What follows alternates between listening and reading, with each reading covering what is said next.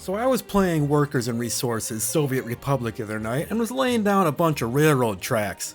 And I noticed I kind of put a little ramp on this train track somehow. Now, I was playing realistic mode and I didn't want to wait hours and hours for it to get built to see what would happen when a train went over it, and for some reason I lacked the foresight of just making a save to speed build it and then rolling back to continue my playthrough.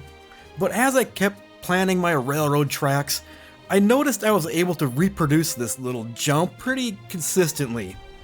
All you have to do is, you have to use a truss bridge, then you connect one end to an existing track, and then crank it around in the tightest circle you can make, and then hit Q and E to raise it and lower it, and then instead of keeping your mouse at the head of the track like you probably would when you're building a circle, try to work it into the little middle pivot node, and as it gets closer and closer, the end of the track just kind of waves up and down depending if it's above or below the initial starting height.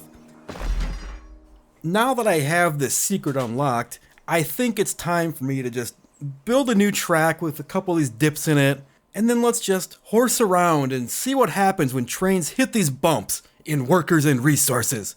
Okay, I'll be back once I have some tracks set up within an existing rail network so we can get a train on this thing. See you in a few seconds. Oh, okay, here we go. I am so excited to try this. The train is moving, so let's just sit back and enjoy the ride.